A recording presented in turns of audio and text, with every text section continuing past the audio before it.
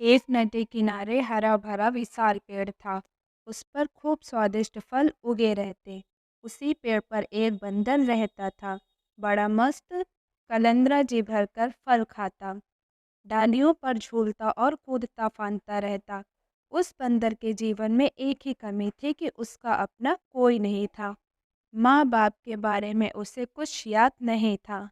उसके कोई भाई नहीं थे और ना कोई बहन जिनके साथ वह खेलता। उस क्षेत्र में कोई और बंदर भी नहीं था जिससे वह दोस्ती गांठ पाता।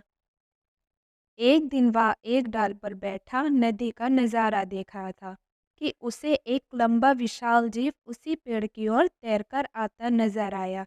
बंदर ने ऐसा जीव पहले कभी नहीं देखा था। उसने उस विचित्र जीव से पूछा, अरे भाई, तुम क्या चीज हो? विशाल जीव ने उत्तर दिया, मैं एक मगरमच्छ हूँ। नदी में इस वर्ष मछलियों का अकाल पड़ गया है। बस भोजन की तलाश में घूमता घूमता इधर आ निकलता हूँ। बंदर दिल का अच्छा था। उसने सोचा कि पेड़ पर इतने फल हैं, इस बेचारे को भी उनका स्वाद चखना चाहिए। उसने एक फल तोड़कर मगर की ओर फेंका। मगर ने फल खाया, बहुत रसीला और स्वादिष्ट। वह फटफटा फल खा गया और आशा से फिर बंदर की ओर देखने लगा। बंदर ने मुस्कुराकर और फल फेंके, मगर सारे फल खा गया और अंत में उसने संतोष भरी डकार ली और पेट थपथपाकर बोला, धन्यवाद बंदर भाई, खूब छक गया। अब चलता हूँ। बंदर ने उसे दूसरे दिन आने का न्योता दे दिया। मगर दूसरे दिन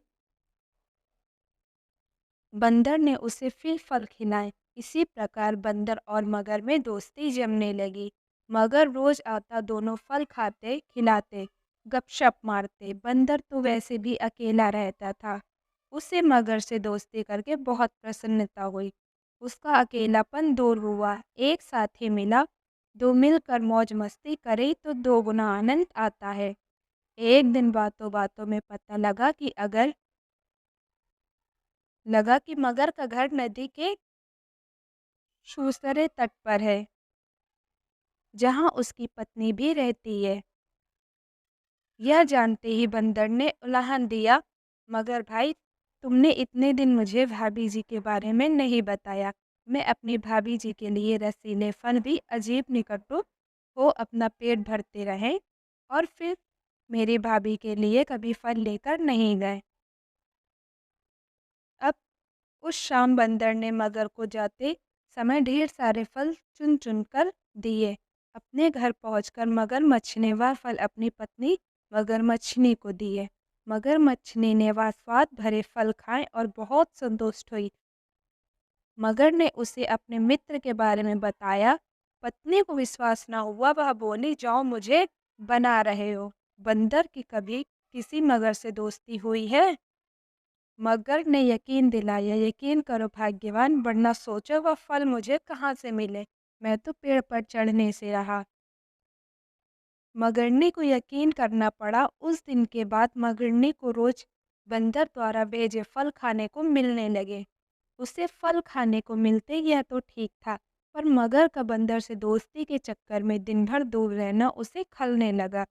खाली बैठे बैठे ऊंच नीच सोचने लगी।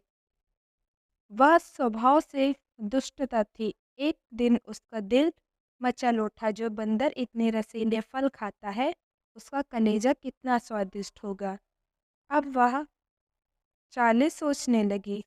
एक दिन मगर शाम को घर आया तो उसने मगरनी को कहराते पाया।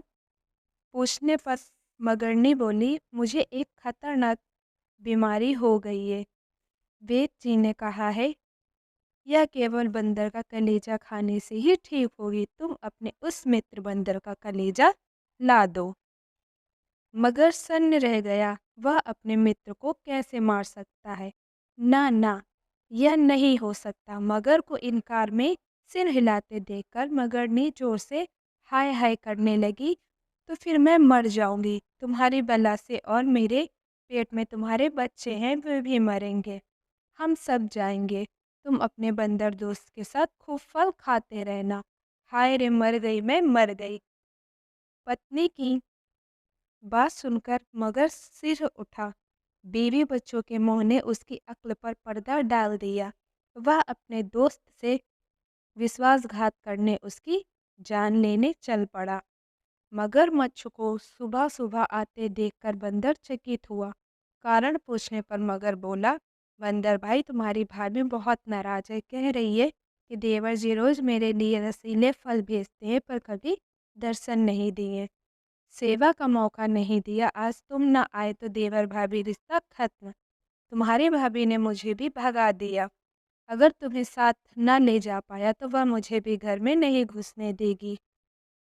सुबह ये बंदर खुश भी हुआ और चकराया भी, मगर मैं आऊं कैसे मित्र, तुम तो जानती हो कि मुझे तैरना ना आता। मगर बोला, उसकी चिंता मत करो, मेरी पीठ पर बैठो, मैं ले चलूंगा ना तुम्हें।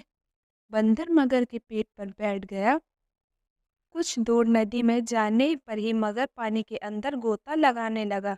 बंदर चिल्लाया, ये क्या कर रहे हो, मैं डूब जाऊंगा। मगर हंसा, तुम्हें तो मरना ही है।